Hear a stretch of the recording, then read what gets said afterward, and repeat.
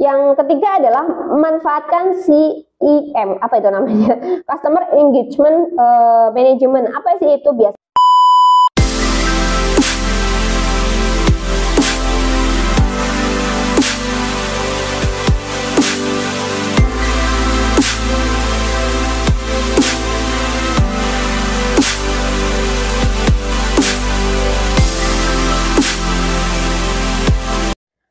Assalamualaikum warahmatullahi wabarakatuh. Hai teman-teman semuanya, kembali lagi nih sama aku Feni. Nah sekarang pada kesempatan kali ini aku mau membahas materi tentang bagaimana caranya meningkatkan penjualan di Lazada, ya kan? Mana sih kalian udah punya belum nih akun Lazadanya? Kalau belum, sok atuh bikin gitu, karena ternyata di Lazada ini juga lumayan loh untuk dari segi penjualan dan sebagainya. Nah, yang pertama adalah tipnya, kita langsung aja ke materi ini. Yang pertama adalah tip pertama, maksimalkan tampilan toko kalian. Maksimalkan toko tuh kayak gimana ya? Maksimalkan toko tuh tampilan tuh begini. Dekorasinya kayak gitu tuh kalian harus perhatikan nih. Kenapa sih harus diperhatikan dekorasi ini? Nah, dekorasi ini harus diperhatikan karena seperti ini. Kalau misalnya orang masuk ke toko kalian, ke beranda kalian, atau ke profil kalian tuh kelihatan, wah, toko ini ternyata profesional nih, gitu. Desainnya bagus, produknya seperti ini, wah berarti ini terpercaya nih. Nah, pertama tuh trust. Kalau orang melihat dekorasi tokonya kalian tuh bagus tuh pasti, ini berarti toko ini trust nih, gitu. Nah, itu yang pertama. Dan untuk tips yang kedua ada optimalisasi produk kalian, ya kan? Kalau tadi sudah dekorasi toko, sekarang orang udah masuk, udah oke. Nah, sekarang produknya kalian nih harus optimalisasi, ya kan? Gimana sih caranya? Pertama adalah pasti dari segi judul. Terus yang kedua dari deskripsinya. Kalian harus cek tuh semua deskripsinya, bagaimana dan sebagainya, ya kan? Detail, ukuran, mungkin terus bahan, dari segi apalagi. Mungkin kalau lebih bagus lagi dicucinya boleh pakai mesin cuci atau harus pakai tangan kalau fashion atau dan sebagainya itu. Terus foto nih, lagi-lagi yang paling utama dalam menentukan produk gitu. Orang mau beli itu pasti foto. Nah, foto ini benar-benar dimaksimalkan. Gimana caranya?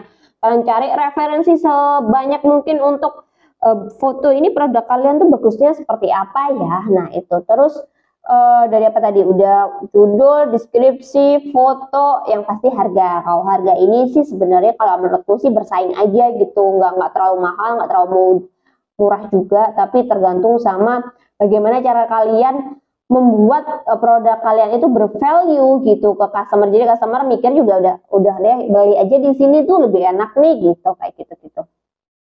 Nah, tips yang ketiga adalah ikuti semua promo-promo dari Lazada. Gitu. Jadi biasanya di dashboardnya itu di dashboard campaigns itu akan ada tuh misal 11 11, 12 12, 9 9, 10 10, udah ikutin aja.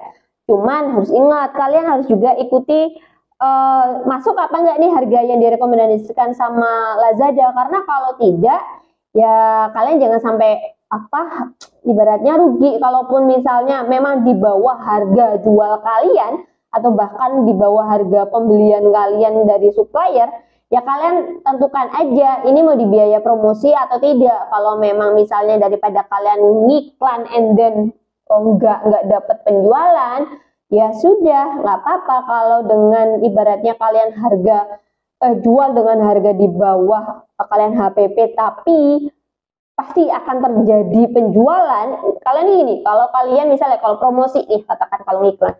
Kalau ngiklan ini diklik, mereka nggak beli aja, kita sudah kena cas gitu. Kita ibaratnya harus bayar gitu untuk ngiklan. Nah, tapi kalau misalnya harga pembelian kalian 10.000, terus kalian jual dengan harga 10.000 juga di Lazada gitu, nggak ada untung, tapi kalian cuma bayar 2,5% atau berapa dari biaya layanan yang ditentukan sama Lazada, tergantung sama kategori produk kalian. Buat aku sih, menurut aku itu sesuatu yang worth it gitu, karena kita dapat penjualan dulu and then kita baru bayar. Kalau ngiklan kan enggak, Pokoknya kalau diklik kita mau dapat penjualan apa enggak ya kita kena gitu. Kalau ini kan kita dapat penjualan baru kita kena nih. Dan pertamanya adalah kita dapat lagi nanti mungkin bisa dapat review bagus dari customer karena harga murah ya kan.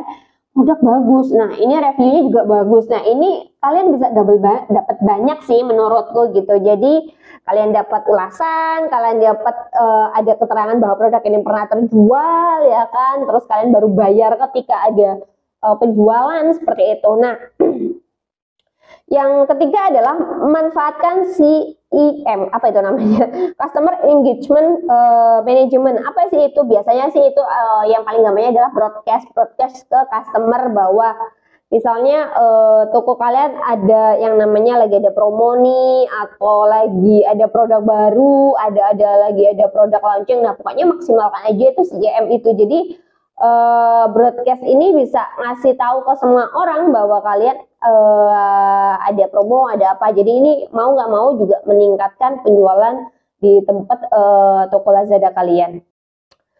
Yang kelima adalah manfaatkan fitur bisnis gitu. Bisnis saya yang ada di Lazada. Itu kalian bisa cek tuh trafficnya, terus konversinya kayak gimana. Kalian juga bisa cek juga tuh barang apa saja yang tingkat penjualannya tinggi. Dari situ kalian bisa evaluasi. Nah, ini yang paling penting adalah setelah semua langkah-langkah itu kalian lakukan, yang terakhir adalah kalian harus evaluasi.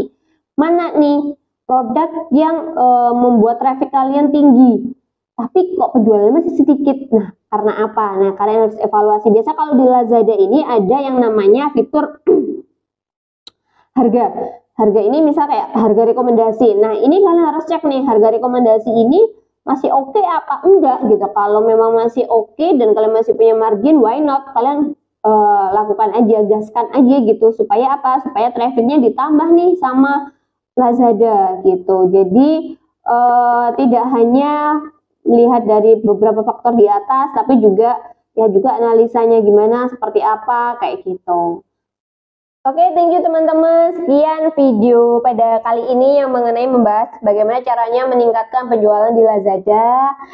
Nanti kalau memang teman-teman ada materi yang ingin disampaikan atau ingin ditanyakan, bisa komen di bawah. And then thank you. Jangan lupa like, share, and comment supaya channel ini berkembang.